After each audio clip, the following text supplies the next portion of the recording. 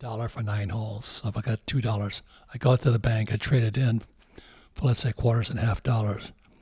And I look for the ones with no copper on them. And I saved all silver coins. Today they're more valuable. Those coins are more valuable today because they had no copper in them. So I had this whole bag of real silver coins. And one day I came home and said, "Hey, Mom, where's my bag of coins?" She says, "Oh, that dirty old money?" Because Filthy Luca was dirty and all this stuff. She says, "I spent it." And that's when another lesson came to me. Poor people don't know what money is. That's why they're poor. They can have a PhD. My mom was good, smart, registered nurse, very smart. She knew nothing about money. My poor dad, again, PhD, knew nothing about money. And all he could say to me was, go to school, get a job, save money, and later on he's get a PhD, get your 401k. I don't do any of that stuff. And they say, get out of debt. If these academic types knew anything about money, 1971, Nixon took the dollar off the gold standard. And that made the US dollar fake or fiat. And ever since then, the rich got richer, the poor and poor, middle class got poor. So that's why we had Rich Dad Poor Dad. So there's 3 rules. Rich don't work for money. Okay. Rich don't save money. Because that's what savers are losers, because you're saving fake money. You're working for fake money. And your house is not an asset. My God, I got crucified for that when Rich Dad Poor Dad came out, I think in 1997 or something. I got crucified because I was going against all the belief system of the world. Could you break that down? Why isn't a house an asset? Nothing to do with the house. It has to do with a thing called Cashflow. That's why my first product was a Cashflow board game. And the reason I created a board game was I learned everything about investing, playing Monopoly with my rich dad. I sit there playing Monopoly, 4 greenhouses, red hotel, 4 greenhouses, red hotel. And so I'm like, 8, 9, 10 years old playing Monopoly.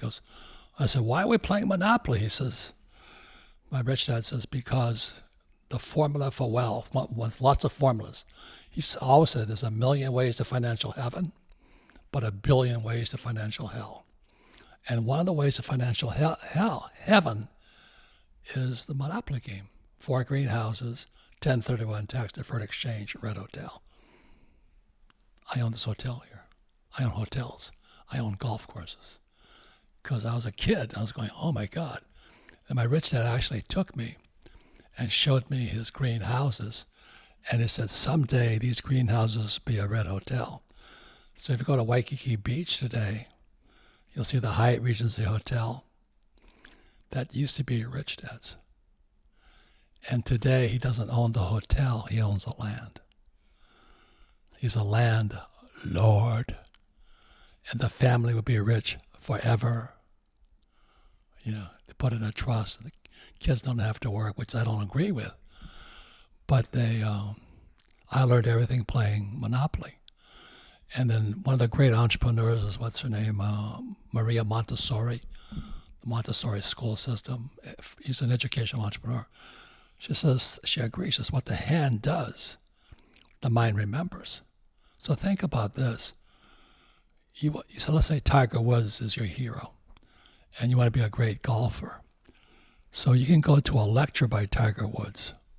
Would you learn anything? Nothing. You have to pick up that golf club, and you have to make mistakes. And in school, they say if you make mistakes, you're stupid. Well, I promise you something.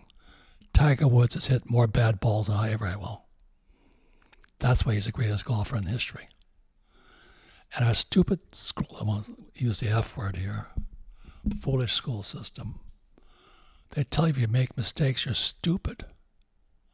But if you don't make mistakes, you don't learn anything. So if you went to a Tiger Woods lecture on golf, but you didn't pick up a golf course, you're not any smarter. So that's what happens, why don't you go to school? Well, you go to school, you're lectured to by somebody who's not even rich. most professors are poor, and they tell you don't make mistakes, don't cheat. Well, to me, cheating is cooperation. And I was very cooperative, like so today I cheat like a bastard. I have the best accountants, the best attorneys. When I go out, if I was playing money against you guys, I just came from my attorney's office and my accountants, and we're a team sport. We come at the game of money as a team. But these silly school teachers, they got a 401k, and they listen to a financial planner who works for Wall Street and the banks.